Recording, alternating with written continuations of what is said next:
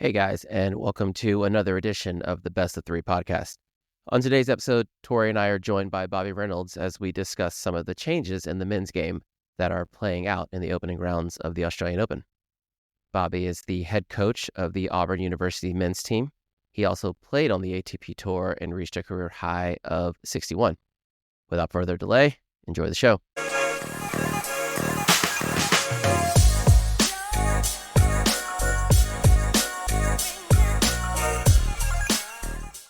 I mean, you're seeing a level of guy that's smacking the absolute belt off the ball.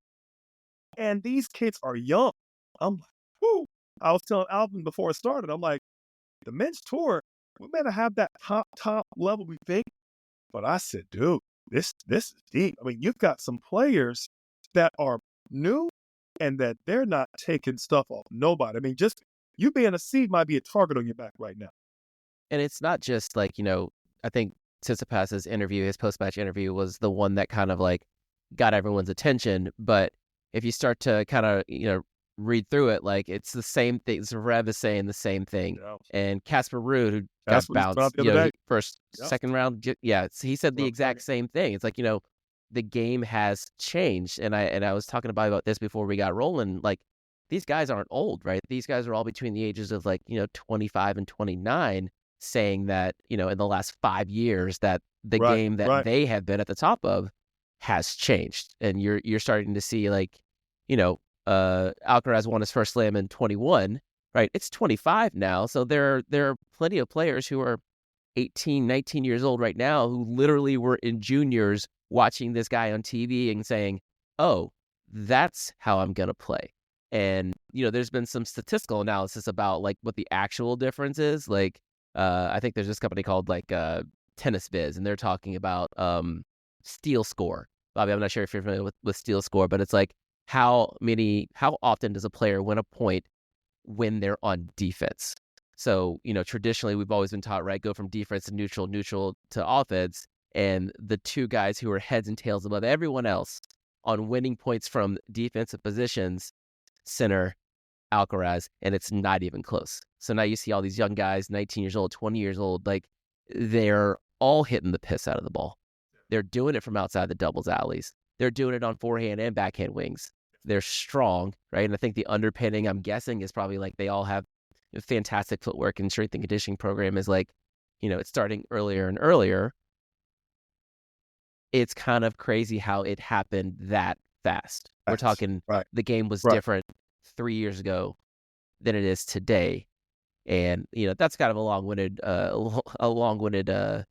cold intro to say, Bobby, what's up, man? How are you? Hey, man, you know how time is, right? Time goes like this. And, Ridiculous. I don't disagree, right? And I think as I try to think back on it, what could it be? I mean, as I kind of explained a little bit, I think for me, it might be just the technology. Right now, you're talking about kids who have grown up with Luxilon string, with all this, technology of actually the ball just actually pulling it and throwing it since the age of now 3 years old or 4 years old, as opposed to somebody who maybe started at 9 years old, and then you talk to people who started at 13 years old, right? Yeah. And, I mean, I think we all know as tennis players and coaches and all the above, you string those rackets. I mean, and you rip the harder you swing, the lower you have that tension, the more it grabs in, and the more it throws in, the more the ball goes in. You right? You finding that balance of okay, where can I control it? And to that point, Bobby, if I can add, you can aim lower and hit it bigger, and as long as you can control it, to your point, the strings reward you. But I'm going to say at some point, you're also now, I tell Alvin, we were just talking about this in the previous episode, ball speed and foot speed. We used to always talk about that with you. At some point, your ball speed is going to exceed your foot speed. Mm-hmm. I'm seeing some guys that their foot speed is not too bad and ripping the piss out of the ball. So you're in a literal, you are going from the skillet to the frying pan, buddy. I mean, it is the ball. Casper had a 5-setter the other day, Alvin, and he had his hands full on first round. Ruud did, and to beat the next round, I'm telling you guys, this Thai kid, Sandarit or whatever, was amazing off the ground. I knew Fonseca was going to be good. I've been hearing about him, but guys, I'm not talking about Impeshi Pericard, who has 142-mile-an-hour second serve. He's impressive on one side of the ball. These kids can return. These kids are ripping. Brandon and Ben had a knockdown drag out that only had one break. 6, 6, and 5. I mean, and these guys, I think, are hitting a little bigger than that consistently. That's what's scaring me. I think, guys, I'm gonna go out on a weird limb here. I think it's going to change the landscape of the tennis because they're going to start knocking out a lot of seeds early, and they're going to think about kind of restructuring the whole seeds and the whole format. You mark my words, this wave, I think, is going to do some things to kind of disrupt tennis and slow down, maybe add more grit to the court. Something's got to happen because I'm telling you, it's just at this point in time, these guys are just, we've already lost how many seats? So about 6, 7 seats, which is standard for Australia. But you're not used to seeing them get beat down. I mean, you're seeing a guy choke, you're seeing a guy got hurt, retired. Dimitrov obviously retired. But you're starting to see guys get beat down. And that is scary to watch. You're talking up and comer. Fonseca was a qualifier. Knocking out a 10 in the world straight. And Rublev didn't play for him. I mean, he just got beat. Anyway, I digress, but I'm telling you, I'm excited. I'm worried. I don't know what I am. I mean, it's just kind of, it's a brave new world out there right now, on the ATP tour. And Bobby, I'll ask you, we talked about this a little bit before, but like during your playing days, like, was there ever a period where you felt like while you're in it, going from, 2005, 2006, 2007, where you felt a direct, like, oh, things were different last year than they are this year. So if I want to be here next year, I need to do this. Yeah, I definitely did. And I don't know if I can pinpoint, hey, this is specific year.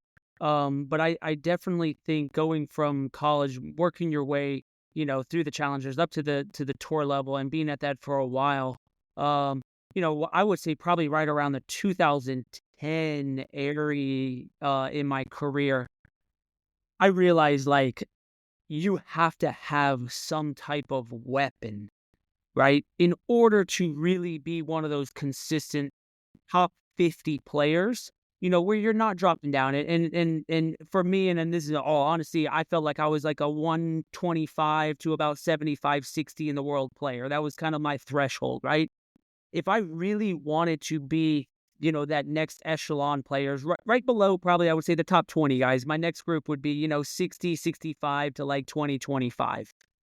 If you wanted to be in that one consistently, you had to have something, right? And I think in my era, right, I prided myself obviously on the conditioning side, on just absolutely what you're talking about, defense to offense to an extent, just being able to withstand points over and over and over again. Pretty good serve, from my size as a weapon. I tried to play more one-dimensional and kind of win the ad court side and kind of play more percentage tennis to not leave myself vulnerable in certain areas. But really, to get to that next level, you had to have something just special, right? Right. That's what I was going to say. Yeah, and at that point, like, it's not like you can go out and work harder on your forehand and make it special, like, you kind of had what you had. So you did see some of these guys, nowadays that we would speak about, like Kyrgios early on in his career, and you saw him come out at 17, 18 years old, and you were like, whoa, that's different, right? Yeah. And he's coming through the challenger level at 17, 18. Now I'm 25, 26, 27. And you're just like, when he gets it all together, that's going to be something different, So you could definitely pinpoint different people, even though they might have been a little bit younger, maybe a little bit more raw in their time and being on tour. But just the pace that came off the ball, the way it sounded, the way they were able to move, they were able to do everything that you did, but just a little bit better. Yeah. Right. And if you were, if you were to put yourself in the, let's say, the Rublevs and the Rudes of the world, right? These guys who have made a really good living, in that 6 to 10 in the world space, playing tennis in an excelled version of a traditional style of tennis, right? The tennis of the 2010s, if you will. But now you've got these guys who are willing to go, open stance from the alleys on the backhand side, and like I'm not gonna hit the ball high and heavy cross court. I'm just gonna rip it into that corner down there. Like if they're playing this video game style of tennis, like what's the defense for that? Like how are the next generation of players gonna, or the current generation of players gonna deal with that? Yeah, I mean, I again, my question, or popping it back to you guys, is it just more of a mindset, right? Obviously, I think as you get older, you kind of get obviously set in your ways and how you play and how you've been successful. Whereas maybe some of these kids are coming out, and what as a coach you would be like, do not go for that shot because that is low percentage. But to them, one, it's not low percentage, and two, they're able to make it. So they're looking at you saying, well, it's not low percentage. I'm able to make it 8 out of 10 times. Whereas we've always been coached and, hey, do this, and kind of, you get pulled out for me, out to your right on your forehand, go a little bit higher, give yourself time so that you recover. Nowadays, kids don't do that anymore. They go over there and they smoke the ball forehand cross court, like as the story was saying, because they're able to hit it faster almost than some of the guys are able to run it these days. Whereas again, we played a little bit more defensive and like strategical so that you could keep the point going, where now, I mean, just again, whether it's just, kids are faster and stronger and bigger, or is it the technology of different things that are allowing them to change the way that kind of we've always viewed tennis, that, playing chess. We don't have to play chess anymore. It's checkers now, bro. And it's turbo checkers. Bang your fist on the checkers board while you're got that right. It's like exactly like dominoes. That's a great comment you made there, Alvin, about video game tennis. That's what it felt. That's what it looked like when I was watching. At one point, Danielle was laughing like he was literally like, this is a joke. Like nobody's this good. Like he was literally had that look to his face, like he was incredulous. Like you got kidding. Like, and I've seen that look on all these guys. Like Daniil had that look, and Casper had that look, and Rublev had that look. They're all just like, too good. It's like I don't know. Like, whoa, like where did this guy come from? And yeah, I was almost proud of Daniil for laughing it off a little bit. Like, this isn't me. This kid's just playing out of his mind right now. And he weathered the storm, end up if the kid ran out of gas, it was cramping, he was doing it. But bottom line, the kid was absolutely taken to the tool shed. But I was proud of Daniil to rely on his veteranship and kind of, understand. But it won't be long. It won't be long. We'll put a pin in it there. Bobby, thanks for joining us. TH, always a pleasure. Always a pleasure. We'll be back at this again next time.